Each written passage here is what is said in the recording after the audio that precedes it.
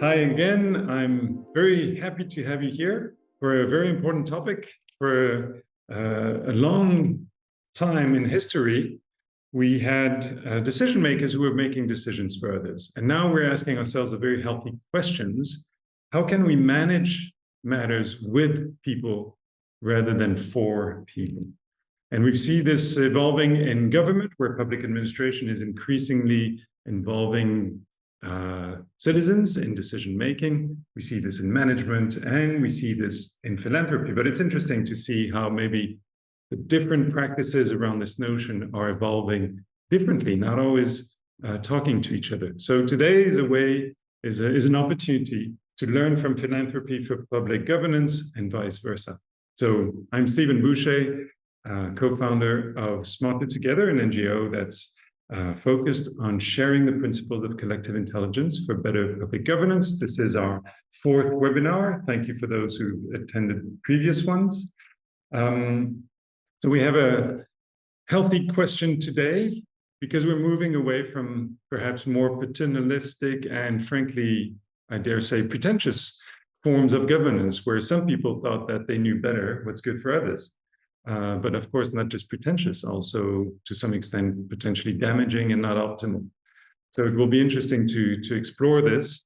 I learned the phrase from Diana, trust-based philanthropy, a phrase that I'd be interested to hear from others, but I haven't heard in public governance the notion of trust-based governance. But basically, this captures a lot of what we're talking about. And it's interesting to see that the vocabularies are not always the same in different parts of the world and in different fields.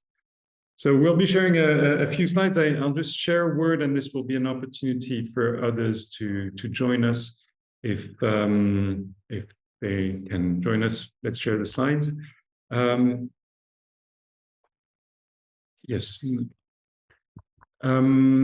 So just like to say that we are, as I mentioned, Smarter Together, a foundation that is focused on sharing the principles of collective intelligence, and behind is a team, democracy, which is focused on collective creativity. And behind all of this is the handbook.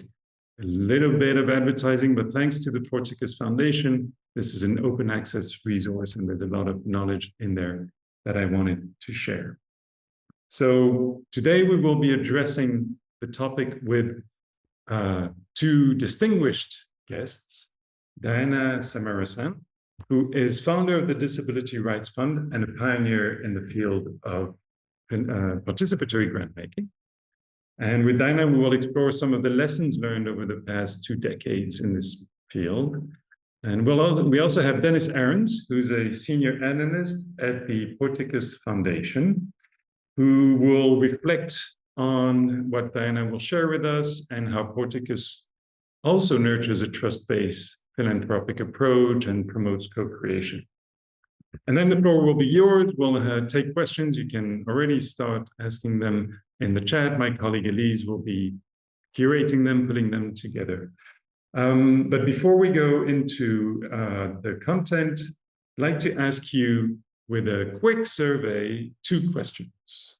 2 questions to see a little bit who's in the room and what you think a little bit about the topic. So if you see the survey, I'd love to hear your thoughts. Okay, so what do we see? About 3/4 of you are familiar with participatory grant making. So Diana and Dennis, we have an informed audience. We can raise the bar. And in terms of whether you think public administration is ahead of philanthropy in the matter of involving citizens/beneficiaries, well, it's more or less split, but it seems that you think philanthropy is a bit more ahead from what I read. So it'll be interesting to compare notes around this. Of course, I have no idea, but I see developments, interesting developments on both sides, and that's what we're going to talk about. So before we do that, let's clarify very quickly 3 terms. The first is, Diana, what is participatory grant making? What do we mean by this? Well, thanks, Stephen, for the invitation to be here today and to speak with all of you. Participatory grant making, I want to first start, since not all of you are here from philanthropy, although quite a few of you, as we just heard in the poll, have some expertise with participatory grant making. I want to talk a little bit about traditional philanthropy before I get to this definition. So many think of Andrew Carnegie, the American industrialist, as the father of philanthropy.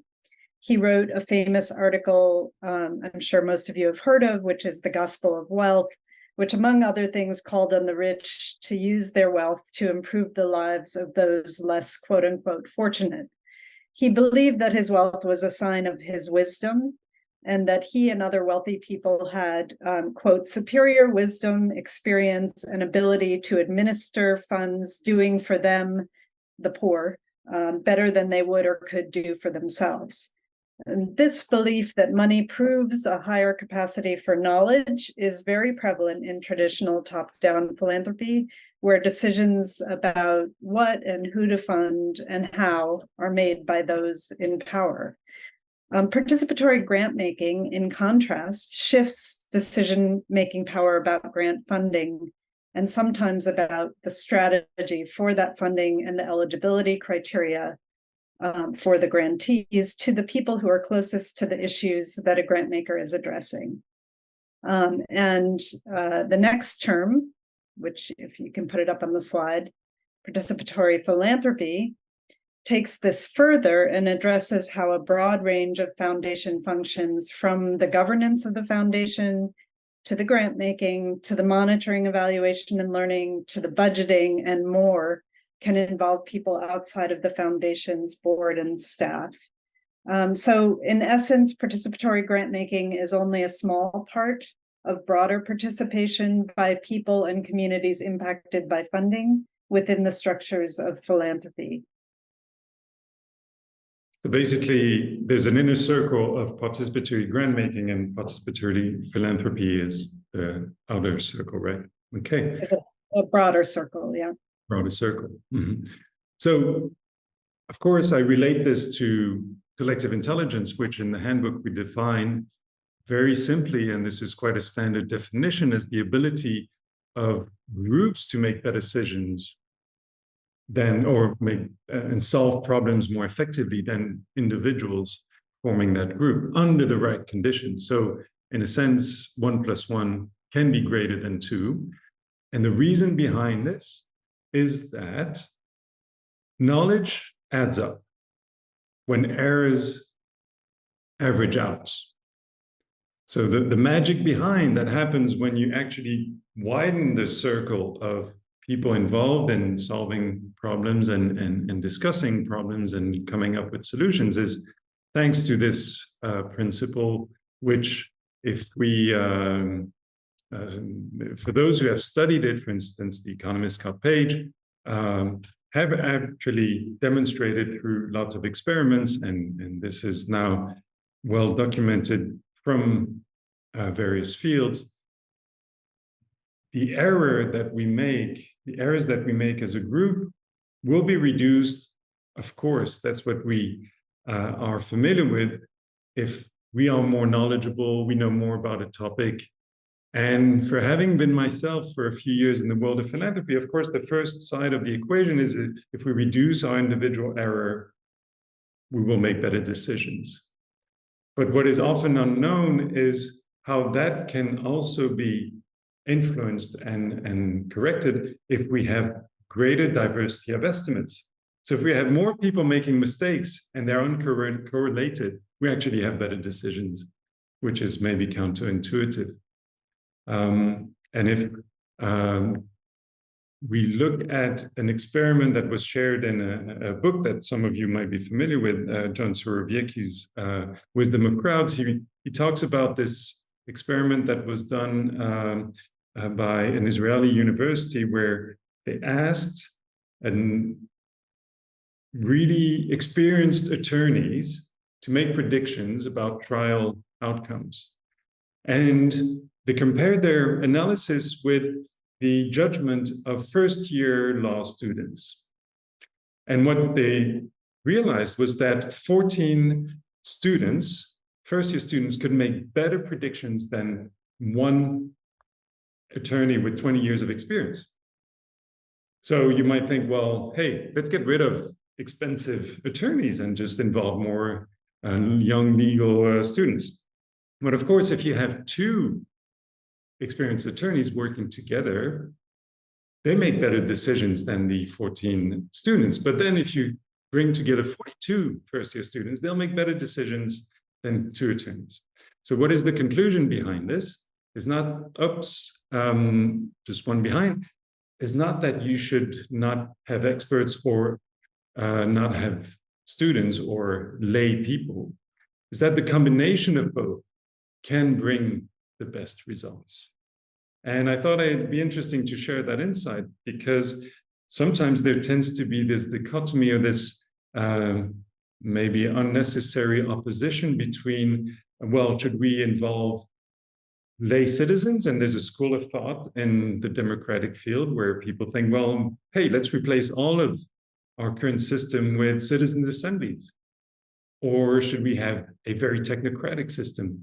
And actually, you want to be smarter about this and combine in different ways, different types of diversity, because the principles behind are that you want more people, you want more different people, you want to allow them to deliberate together and do so making them feel safe so that they can share and be motivated to share their best inputs. And you want to capture what they say, also potentially with the help of technology, the space around them, etc. So this is very quick insights from our handbook, but I thought I'd share those because behind this notion of participatory grant making, I think I recognize some of these principles at play, and it'll be interesting to explore how that works out from your perspective, Diana. So in fact, the first question I had for you was, how is participatory grant making different from traditional grant making in its focus and its methods? It'd be interesting to lay the foundations here. Yes, so I just wanted to give a little bit of history around participatory grant making. Participatory funding, even if it wasn't called participatory grant making or participatory philanthropy, has likely been around for at least centuries, maybe millennia, with community distribution models like mutual aid. In U.S. organized philanthropy, participatory models like the funding exchange have been around since the 1970s. The funding exchange, which closed just in 2018, was a network of social justice organizations created by young activists with and without wealth who involved community activists in funding decisions. Participatory models like the funding exchange started to slowly increase within U.S. philanthropy, at least in the 2000s, alongside movements that were addressing growing inequality, and really speeded up, including globally in the late 2000s, and especially as a result of activism from gender, racial, and disability justice movements. So like the funding exchange credo, which was change, not charity, participatory models turn traditional philanthropic models on their head by putting people who are impacted by the funding, the so-called beneficiaries, in control. Often participatory funders evoke the disability rights movement slogan, actually, nothing about us without us, to emphasize the switch from being an object of funding to a subject and an active participant making decisions. In terms of focus, and how participatory grant making is different from traditional philanthropy. Participatory grant making is much more focused on the process of how funding decisions are made and who makes them, and what that means for the community impacted. So participatory grant making is a learning approach, and the participation itself is seen as the focus and the impact often. And it also takes a much longer term view. Just for example, at the Disability Rights Fund, people with disabilities on the board, the advisory group, and the staff built a theory of change and a monitoring system together that measured the growth in participation of organizations of people with disabilities in government processes such as policy, legislative, and budgetary processes. And the meaningful participation of people with disabilities, regardless of the immediate policy or legislative outcome, was measured as an impact in and of itself, because the main problem being addressed was seen as isolation, invisibility, lack of awareness by others, and exclusion of people with disabilities from society. So getting people with disabilities more visibility, credibility as participants, and entry points into processes that were affecting the broader community meant that there were different outcomes for those people with disabilities participating, and that there would be subsequent changes eventually for the broader group. And we saw this over the 14 years that I headed the Disability Rights Fund, with more than 250 laws and policies across Africa, Asia, Pacific, and Caribbean that were put in place or reformed to promote the rights of persons with disabilities. So it's interesting. It's and I find the slogan "Not about us, without us" very striking in the public sector. Public servants are meant to serve the public, right? And there's a notion that covers and justifies them thinking about what the public needs. So aside from the disability field, have you seen this? Tell us a bit more about how you've seen this approach spread to other fields, and do you have examples of best practices? We talked before about how it's very difficult to measure impacts, but do you have some shining examples in other fields to share? Could you go to the next slide, please? Yeah, I don't really like the term best practices, but they're good practices. There are models of how participatory grant making is being done. This slide has 3 of them, and there are new models being evolved all the time. So right now, these might be some of the most common models within participatory grant making.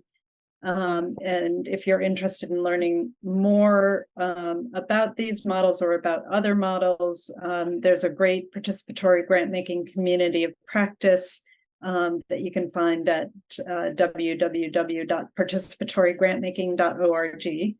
But let me just explain the models on this slide. So there is a model called the Applicant Collective, which is a model in which all applicants who have applied for and are eligible for a certain stream of funding jointly review the proposals and make funding decisions through a collective voting process. And this might be broken down into voting groups by theme or voting groups by region. But they're all applicants, and they often, like, for example, at the Frida Young Feminist Fund, they are voting for the top 3 applications, not including their own, within a certain region or on a certain theme. So that is an applicant collective. The second model that is probably the most prevalent is an advisory board or grant-making committee model. And that is where there is a committee of activists or constituents from the community who are making the funding decisions. This was actually the model that the Disability Rights Fund used, and those activists on our grant-making committee were nominated to the committee by a global membership organizations of people with disabilities called the International Disability Alliance. So the International Disability Alliance had membership organizations like the World Network of Users and Survivors of Psychiatry, the World Blind Union, the Latin American Regional Organization of People with Organizations of People with Disabilities, and they nominated activists with disabilities to sit on the grant-making committee, using a certain set of criteria for diversity, in terms of age, in terms of impairment, in terms of gender, in terms of region, etc. And so in this model, the committee or the board of activists or community members reviews all of the proposals and makes the funding decisions. And often the committee members are in rotation to make sure that that there's not entrenched power that gets built or gatekeeping that happens. So there might be 3-year terms, for example, so that new people can come into the committee, new perspectives, new diversity can come in. There's also this final model, which is a network-based framework, and this is more focused on participation at the referral stage. So in this case, a funder might ask their present grantees who they recommend for funding and trust their choices and for those referrals for funding. So those are some possibilities. And you asked about where this is happening outside of the disability field. And so there are many funders, especially intermediaries who are practicing these models. I mentioned Frida, the Young Feminist Fund, who's practicing the applicant collective model.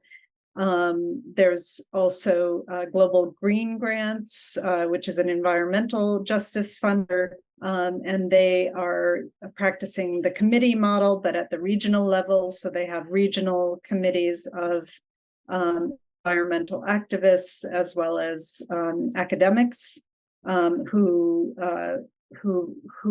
refer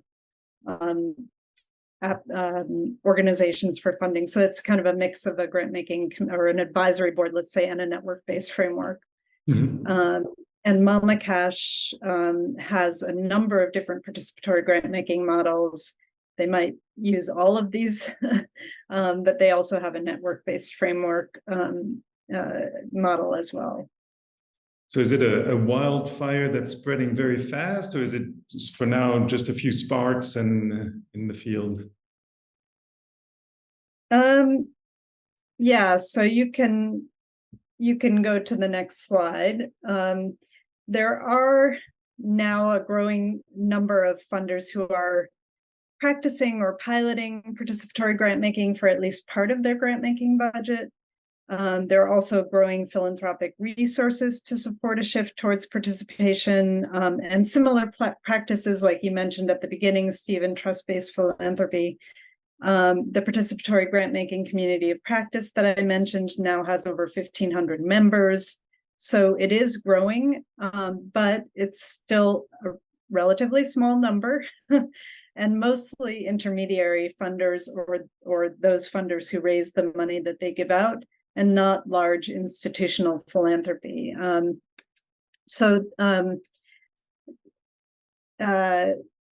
How's it going? Well, a study from Washington University in 2021 found that even though 88% of large philanthropic institutions in the US believe that involving stakeholders makes more effective grant making, only 10% of them were allowing community members to decide how to allocate funds. So there's a lot of room for growth. So interest, but room for growth. And do you have any idea what it's like in other parts of the world, or a hunch? I mean, it is, I think, growing as well. Maybe Dennis, since you're seated in Europe, you might have a better answer to that question among your European compatriots who's trying out participatory grant making or participatory philanthropy. Just to say, why don't you say something, Dennis, and then I can come back in. I'm afraid I don't have numbers like you have. I prefer to talk with real information.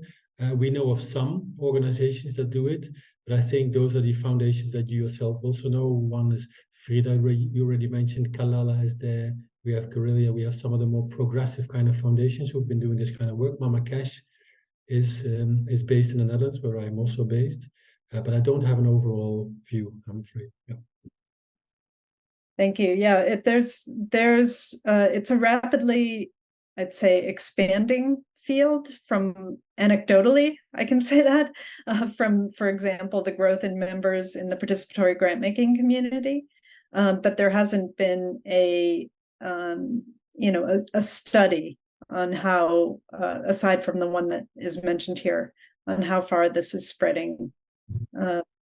And when talking about participatory philanthropy, which is that bigger circle within which participatory grant making is seated, that's really the next frontier. So there are many fewer funders who are practicing or considering participation of the communities they interact with throughout all of how they function. Mm-hmm. Even though that seems like it is the next logical step, because the question comes to mind, sort of, what does it matter if decisions about grants are made by members of the community if all of the parameters surrounding those grants are still determined and owned by those in power? So the strategy behind the grants, the metrics and measurement of success of the grants, the definition of success itself, the budget for the grants and their timelines, the process of due diligence and reporting by grantees, all of the grants administration, the data about the grant making, the communications about what is being done and how and by whom, the way the funder money is invested and where it is invested. If all of that is still controlled by the donor, there's actually a pretty small margin for actual decision making by community members who are involved in grants decisions. Mm-hmm. So I would say that participatory grant making is itself, which is itself a shift at the edge of philanthropy, is a good step, but its growth is not enough. It needs to grow as well as participation at other levels of operations of foundations. Okay. I'd like to draw a parallel here with participatory budgeting, as it's called in the public sector, where there's been a real wave of interest since it started about some 20 years ago. And some of you in the room might know more about the actual numbers, but I think there is a lot of interest. But the proportion of public authorities who have dedicated a share of their budget to be managed or co-managed with citizens is probably quite small. I don't know if anybody has tried to measure the overall size of budgets being managed by citizens with municipalities, with regions, with nation states. But it's probably still small. And thanks, Lucia from Philia. You shared on the chat that it's growing in Europe, and you had a report about this or observations. And thanks for sharing the link. So a wildfire of interest and some sparks of actual implementation. Or I don't know if my metaphor is good enough here to summarize this. Diana, in terms of how can we go forward in implementing such an approach? I know you've thought it out about this and you're supporting foundations to do so. So keen to hear your thoughts and your methods. Sure, and we can go to the next slide. How do we move this forward? Well, over the last 2 years, I've been working with a colleague, Katie Love, who used to run the participatory grant making of Wikimedia Foundation, and who is also a consultant on participation in philanthropy, to build resources for foundations who want to move towards greater participation. And we've done this with the support of Porticus and the Salzburg Global Seminar. And we've been thinking, not only about grant making, but about everything else, all the ways that a foundation operates, all of its structures. So funders have told us that they need tools in order to move forward. And we've taken this request seriously. So earlier this week, Katie and I launched a self-assessment tool that we've built for foundations called Advancing Participation in Philanthropy Tool, or APT, very apt, which we hope will help funders review all of their functional areas, from their governance to their monitoring, evaluation, and learning, to their grants administration and more, along a 4-point spectrum, from no or limited participation to some participation, to substantial participation, to full participation. And the tool really aims as an internal self-assessment to spark discussion within a foundation, and to also spark aspiration to move participation of communities forward at all levels, or at least at some levels. The tool is freely available to everyone at the website on this slide, and I'm wondering if we can click on it and you can actually see the website live. Yeah, here it is. And there's a lot of different parts of this. We're going to take a look at the digital tool, which you can reach through the drop-down menu on the top. You can see that there are 8 functional areas that the tool covers: governance and leadership, operations and staffing, grants administration, grant making, communications, monitoring, evaluation, and learning, finance, and fundraising and strategic partnerships. Now, not all of these functional areas are going to be the same for every foundation, but we explain what we mean by each area when you click. So, for example, if you click governance and leadership, thank you, and we click begin assessment. Well, wait, whoop. That's all right. If in that previous screen, which is okay, don't go back. That's all right. It explained at the top what was included in governance and leadership. So you can click begin here. This is a digital tool, but on the website, it's also available as a downloadable PDF and a accessible Word document. So here are the 4 levels of the spectrum that I was talking about. So little or no participation to full participation. And each functional area, here we're talking about governance and leadership, has some indicators. So this indicator that you're looking at currently is about composition and membership of governance and leadership. And then under each level of the spectrum, you will see a statement. So if we could go back up to little or no participation, there's a key question: who are the decision makers? Under little or no participation, it says the governance body is composed of donors with power and prestige, often originating from dominant culture, with no lived experience. At family foundations, this includes direct family members or descendants or people with close relationships to the original donors. Leadership has a similar background of power, wealth, and privilege. And then if you go down to full participation, you would see the governance body is conceptualized, structured, and led fully by people with lived experience. Structures are in place to ensure diverse representation at governance and leadership levels, with position holders regularly rotating over time to ensure power does not become entrenched and avoid restricting access to positions. So then if you're doing this assessment, and we recommend that it be done by a diverse team within a foundation, you would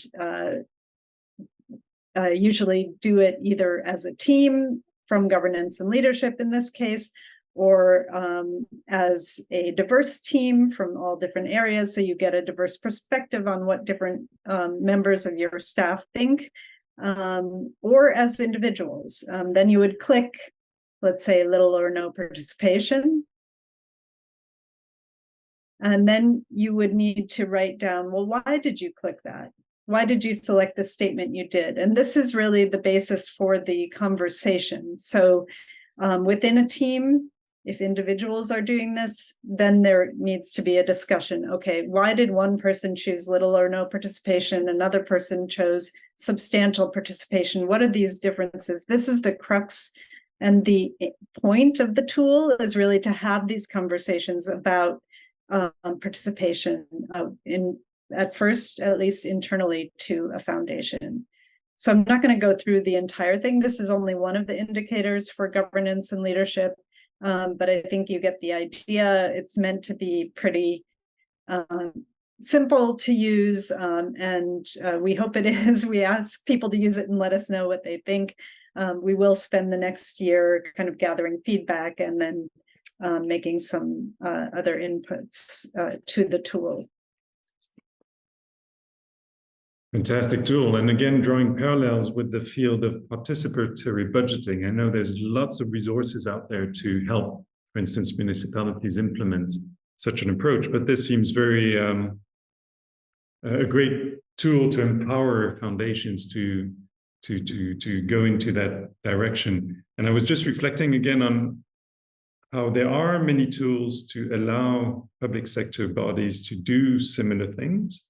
But I thought when you presented the applicant collective advisory board and the network approach, that there is maybe not that much diversity in the different governance models for participatory budgeting, for instance. So again, maybe an opportunity for two different fields exploring the means of empowerment to talk to each other.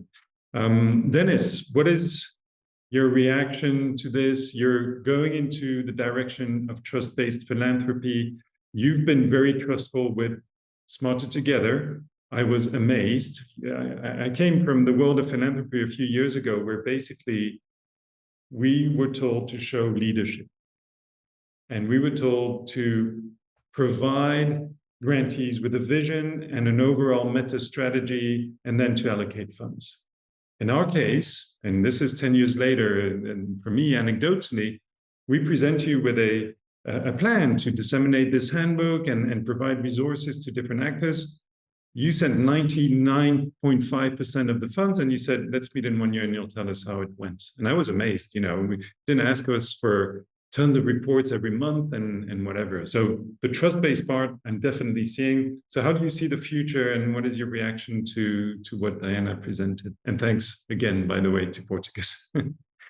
Most welcome. I'm very happy to hear this. I'm quite aware of quite a bit of the grants that my colleagues make. I myself not a grant maker at Portuguese, but I'm not familiar with every single grant. And I'm very happy to hear that this type of, let's say, more core funding, flexible funding, trust-based funding is happening within Portuguese. And it's true, we do some of that, but we're not an organization, in all honesty, that does, let's say, 50-60% of our funding in terms of general operating support. But maybe let me take you a bit of a step back. This tool that Diana just presented I think is absolutely magnificent. We can talk a little bit more about it later. But maybe to make a distinction between participatory philanthropy, participatory grant making, we already spoke about that, and what Lucy already also talked about, participatory approaches. Because when I make a distinction between these three, then I can speak to what Portuguese is doing, can do, and should be doing more, and what we've been doing over the last few years. Because Portuguese has a 10-year strategy. We only have 2 goals for our organization. One of them is about participation and is about becoming an organization that is more committed and recognized as a participatory philanthropic organization. And for that, we would like to look at, well, the kind of areas that Diana just mentioned, also communication and funding and governance and all the rest of it. So the idea that we have as Portuguese is to try and look at an organization and in general, and trying to become a more participatory organization. That does not mean that we as Portuguese already do an awful lot on participatory grant making. Yes, in some of the offices that we have as Portuguese, there are some colleagues who make grants to organizations who operate according to the models that Diana presented. That's one way of doing participatory grant making, funded by Portuguese, if you like.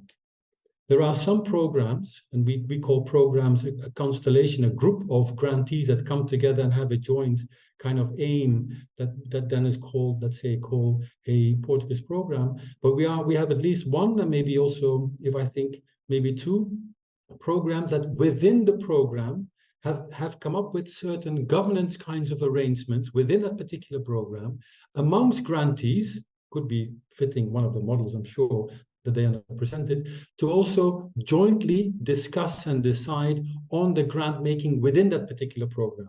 But that is not super common yet at Portuguese. So when it comes to participatory grant making, we are just starting. When it comes to participatory philanthropy, we're also just starting. And we've been doing quite a few things already over the course of the years, but to make this in a comprehensive plan, which is similar to what Diana presented, we're having many different functional areas. That is something which is relatively new. And we were part of the pilot. I was very happy that we were part of the pilot. When I learned about this initiative that Diana and also Katie, who's not here today, had, maybe we should be as grateful to Diana and Katie that we were able to fund the development of this grant as they are maybe to have received the funds from us, because it's fantastic that this actually is happening. I'm not quite sure if it would have happened if we had not funded. So it's great that this is happening, because I think it's a kind of tool. I really encourage every single foundation, even if you don't do participatory grant making per se, but if you're interested in participatory philanthropy as an organization, I would definitely highly recommend for everyone to have a look at that. Yeah. Thanks, Dennis. Shall we share the slide that you sent us? You had some principles that you wanted to share. Is it the right time? Yeah, yes, we could. It depends on where we are, because this is just a visualization of how we are looking at participatory philanthropy. The funny thing is, but it's not coincidental, I really looked very carefully at what Katie and Diana were doing over the years. We started with a journey to come up with something like a work plan for ourselves about 3 years ago. But we wanted to find out, okay, how do you organize this? How do you do this? And the idea of functional areas, the idea of looking at these 6 instead of 8, but very close to what Diana has, is what we see on the screen. Just to let you know, is that any organization who is interested could make use of it. We took the long way, we took the difficult way, because we started ourselves. The tool was not there, not yet. We didn't have something to build on. The other thing is what we have done, and maybe that's also something we are maybe ahead of those who still need to do the self-assessment. We've already designed an action plan, because obviously I would recommend everyone, if you do the self-assessment is one thing, but then try to understand where are your gaps, what do you believe as an organization that still need to be done, translate that into an action plan. And that we have done. I wish we had this tool already about 2 years ago, so we could have done that as a basis. But now we have this plan, and it's the one that we are using for the next 7 years that we still have until the end of our 10-year strategy. Thanks, Dennis. By the way, this is small probably on your screen, but we'll be sending the slides to everyone who registered. So no worries if you can't read it, and you don't need to do a screen capture and struggle trying to read it. So we're about to, we're ready to take your questions. I know some of you sent questions to me before joining the call. So I'm hoping to have your questions. You can either, we're a small group, there were over 100 people registered, but actually not everyone could join, obviously.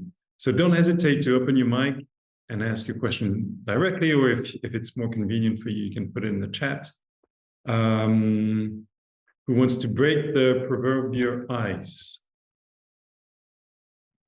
Maybe David? David, if I can invite you, I know you had a question. If it's the right moment for you. Oh, all right. Not quite prepared, but sure.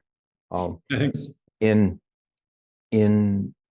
government and in the public sector and lawmaking, there's been increasing use of deliberation by many publics, stratified random samples of the public of a jurisdiction who get informed, engage in facilitated deliberation, make recommendations on legislation, things like that. My question, and it seems like the use of samples like this could be potentially beneficial in philanthropy. My question is, do you folks know of anybody in philanthropy who has been experimenting with participation by stratified random samples, essentially either of a whole public or of a population affected by a particular decision? I know foundations that fund many publics and deliberations, but what about David's question? Diana, do you know of any such approach? No, I don't. But it's a great idea. I think it would have to be a relatively large foundation that could do that. Yeah, I don't know of any that are doing that. There are some very experimental models. The Indigenous Andes Council is one in the US that is really turning the table by having funders apply to them in order to be able to fund Indigenous women's groups and what they're working on.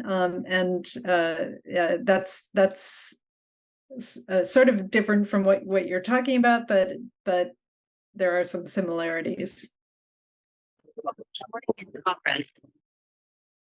And Dennis, by any chance, have you come across any such experiment? I was thinking about it. I don't. I'm sorry about it. Like Diana said, I think asking the question itself, I think, is a very good start, but I can't name any examples. Yeah, that's an interesting example of cross-pollination, as we like to call it. Thank you. And Sophie asks on the chat, I would love to hear more from Diana about accessibility for DRF. For instance, what support is available to decision makers and applicants to allow equitable participation? So I'm not sure exactly what you're asking here, but if you're talking about accessibility and reasonable accommodations for people with disabilities themselves, DRF did, of course, have a lot of different ways of working that promoted accessibility and reasonable accommodations, because staff, board members, and advisory panel members and grantees all were persons with disabilities. So without that, it was impossible to work. DRF now, I left DRF almost 2 years ago. And one of the things that DRF has been doing is to help other funders to better understand how to include people with disabilities in their entire structures as grantees, how to make all of their work accessible to people with disabilities. So maybe not hitting your question exactly, but feel free to open your mic if there was something more. And if I may ask a subsidiary question that may also help answer Sophie's question, and then indeed we'll want to hear if Sophie, you have enough material. In the field of public open governance, and as you may recall from my little iceberg, one of the conditions is to make sure people feel safe, that there's psychological safety, because you can have the best mechanisms, you can have the best institutions and processes. If people feel threatened, if they don't feel comfortable speaking out, etc., they will not take part, or they will not give their best ideas, etc., or they might not even show up. And this we see very concretely on the ground with situations of tension, relations of power, competition over resources, etc. So what are, and I will not use the term best practices, what are some good practices in terms of equipping beneficiaries to feel safe and really speak up and get involved, whether they are in the field of disability rights or others, to empower them from that perspective? Well, if a funder is practicing participatory grant making, then there has to be a lot of thought put towards things like anti-bias training for those participating in the deliberations, facilitation, power dynamics. Yes, I think a lot of the principles that you briefly mentioned about what makes collective intelligence work, it's also true within participatory processes.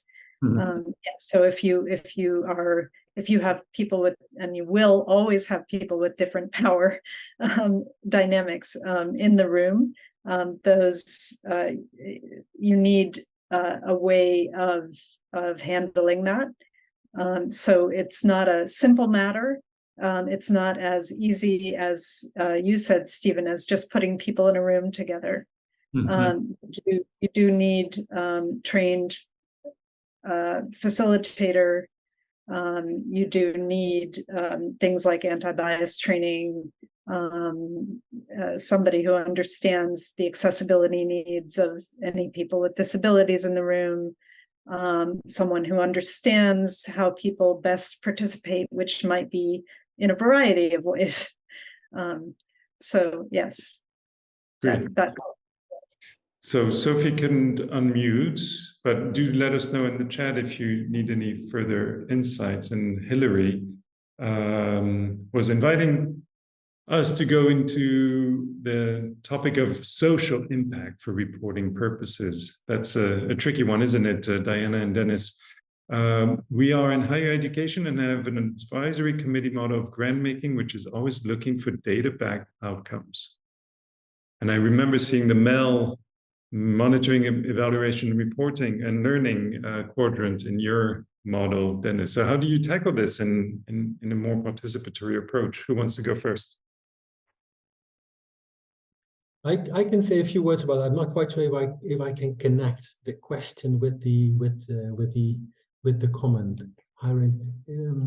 So what I can say is that it's absolutely true that if you want to become if you want to practice participatory philanthropy, as you just rightly noted, it also includes to be participatory in so-called monitoring, evaluation, and learning practices. And that goes in terms of the co-creation of the design of the grants or the programs or the collaboration between partners. We have become much more serious about that than we were in the past. To be very honest, in the past, Portuguese had a number of ideas of where they believe the funding should go, would find a number of grantees to go with it, and they would make a group of people who would constitute a program.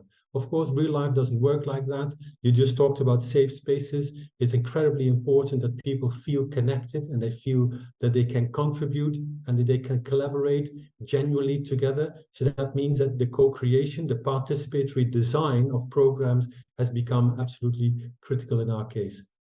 But that's only the start of it. It is part of monitoring, evaluation, and learning, I think. Because if you design your program or your interventions together, and that means also your strategy, it also means you need to design together what does success look like. And here I think we've done a few things. In some programs it's happening, but we have to get much better at it. But it's at least it's a commitment that we have as Portuguese to work towards that. Another interesting thing, of course, is I don't want to talk about all kinds of participatory evaluative methods, all kinds of different techniques that exist. It does, but it does mean that these become much more important. So if you talk about systems change, as we do, if you talk about social change, this takes a very long time. It's a very big environment in which people operate. So you want to be a bit careful in how you actually design your outcomes and the kind of techniques you use. And very often participatory qualitative techniques are very apt to use for that. But maybe a last point, just quickly to mention, is that today we have what we call learning partners accompanying us and a group of grantees together on a journey towards a common set of outcomes in what we call a program. That design is being done together, but it still is the recruitment of the learning partner that we may do together, but it's still commissioned by Portuguese, still funded by Portuguese, is still more or less, let's say, advised and led by Portuguese with the others. Slowly, and that you may have seen, and if not, in the slide deck, you will see the 2030 goal that we have in the area of monitoring, evaluation, and learning, is that we want to ensure that in the future it is Portuguese that is supporting these monitoring, evaluation, and learning initiatives, and that our grantee partners have full ownership and they decide and dictate what MEL actually looks like, rather than it is initiated, funded, and commissioned from Portuguese's end. Still all initial stages, but that's at least the way we try to work towards creating trust-based philanthropy also in terms of monitoring, evaluation, and learning. Super interesting. Thanks, Dennis. Diana, your thoughts on this? You shared it already. Yeah, I think Dennis said it very well. I shared a link in the chat to an article that Katie and I wrote about evaluation in grant making with a participatory lens, and that in that article itself has links to other resources about this topic. So recommend that you go there. Okay, great. We had a question from my colleague Elise, whether you see participatory approaches changing the role and the approach of foundations. This is maybe a variant of an earlier question on how much you see this spreading. Is it influencing other foundations in the way they work, even if they're not maybe going into participatory grant making as such? Dennis, I think it is. At Portuguese, we are very cognizant of the fact that we only just started, although listening and working very closely and deeply connected with the grantee partners, the way that Portuguese operates and the way that the organization is organized and the family behind that organization has always been very close to the grantee partners. So deep listening has always been there, but of course participation is much deeper and much broader than only just that. So the work that we've done over the past few years, a forum like this, I'm always very happy to share what we've done, because we realize we only just got started, but at least we've got something to work on, and we have lots of work to do. And I find it always very intriguing and it makes me very happy to hear that people are interested in the kind of things that we've done. So I can say, yes, there are, I think, many foundations very interested, and significantly large foundations interested in working towards more participatory philanthropy practices. And that's why I'm also very hopeful that the tool that Diana has developed together with Katie really will get traction. Mm-hmm. Yeah, I can just add that when we were developing the tool, we had a pilot period, and we put out a call to foundations to pilot the tool. And we thought maybe we'd get, 5 foundations. 40 foundations reached out to us, representing, billions of dollars across the US, Europe, India, South Africa, Mexico. And we ended up choosing 19 of those foundations to do the pilot. So there is a lot of interest in figuring out how to better meet communities where they are, and how to raise the voice of communities affected by funding within foundations, at least anecdotally from our experience. And my experience is not in the philanthropic field here, but definitely the words participation, participatory, not about us, without us, etc. These slogans, these words are very powerful, and I see that these approaches are contagious in various ways. It's difficult for others to operate in a very paternalistic, top-down way, even if they're not endorsing a radically different approach. I was wondering, and this might take us in a totally different direction, but it's interesting to see other debates in the philanthropic field, such as recently in Germany, where Marlene Engelhorn, who discovered that she was going to inherit billions of euros, decided that she didn't deserve that money and wasn't going to keep it and create a foundation, but give it over to government, acknowledging, well, saying that in her view, government was better placed, and this is interestingly a collective intelligence question, better placed to think collectively how best to use that money than a foundation. And here there's a sort of meta level question. If we think who is smarter, who is best placed to allocate funds, here we have three approaches. One is smart people caring deeply and trying to develop strategies to allocate funds. Maybe that's the old model. Then we have different approaches that you presented, Diana, whereby we involve the beneficiaries to think together and make decisions. And that's another approach, saying, well, actually, it shouldn't be that approach. It should be government with all the civil servants and the infrastructure and democracies built for the collective interest. So, very perhaps difficult question to answer, but what do you think is the smartest approach, or are they complementary, or I don't know? Well, I would just say that among sort of radical thinkers within philanthropy, who have been working within philanthropy to open up philanthropy to more participatory processes, there is a sense that that's in and of itself is not enough. Mm-hmm. That ideally, the whole situation of individuals gathering that kind of wealth should not happen, and better taxation policies and other policies should restrict that accumulation of wealth. We often say that we don't believe in. Please don't maybe repeat these words too far. I won't get any clients. But we don't believe in philanthropy in the long term.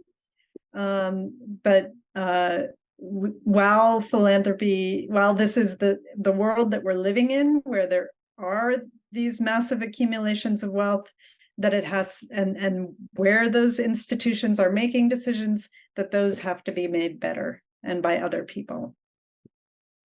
I'd be curious if there are the views about this. Niels, you will always need both, in my view, in my opinion. Depending on the democratic structures in place, not all governments have the incentive to care about minorities and the less represented.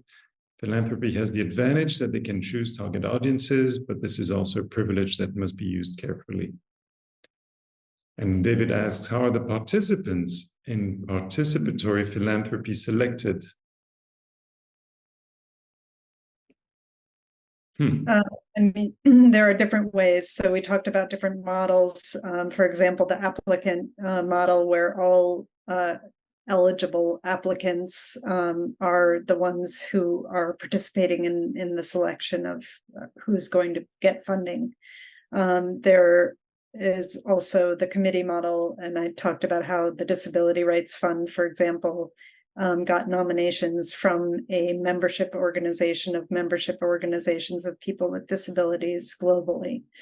So there are different ways that participants are selected to participate. Often there is also a rotation. So that is really important to make sure that there's not just one set of power brokers replaced by another set of power brokers. Dennis, I thought you wanted to answer this also. Not so much this particular one, because I think Diana, she spoke about it, because participants in participatory grant making is the kind of models that Diana just spoke about. Participatory philanthropy, as Diana and I already presented, is broader than that.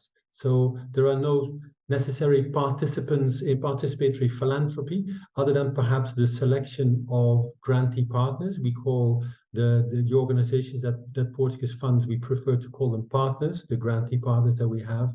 And there are different models to do that. As everybody knows, it's open calls for proposals. In our case, it's also a very direct partnering with organizations, trying to find the best possible combination of partners together. We are very skilled and very experienced grant makers. There are different models to do that. So I'm not entirely sure whether this was about participatory grant making or participatory philanthropy as such. Yeah. Thanks, Dennis. I'd be curious to run our little survey from at the beginning, and I would assume on the first question who has been involved or familiar with participatory grant making. Now we'd probably get 100%. On the second question, whether we feel that participatory grant making or participatory governance in the public sector gets it right, I don't know if views will have evolved. I'd be curious. Certainly, we could run another question. What does it feel like being Diana Samarasan? For all those of you who connected with that name, I remember that 1999 movie, Being John Malkovich. We could have a new movie, Being Diana Samarasan, the sequel. Any last questions before we part and send you the links and the chat and the slides? Any thoughts from any of you? We're a small enough group now that you can open your mic also if you feel comfortable. Love to hear who was in the room, if you have any questions. Or if we're good. Any parting thoughts, Diana, Dennis? Maybe just one point I'd like to say is that I like to think that participatory philanthropy is not about the mechanics necessarily, right? It's about the nature and the spirit of philanthropy. So it's just doing philanthropy simply very different. To be honest, more democratic. Participatory grant making in the Netherlands, in my language, we can't even translate it. So it becomes democratic philanthropy. That's how we have to translate it. So that in itself already shows a little bit participatory grant making is being more democratic in general. Yeah, I completely agree with Dennis. Also, if you have more interest, Katie and I have an article coming out in Alliance magazine December 5th called Participatory Grant Making, Common Parlance, but Not Yet Common Practice.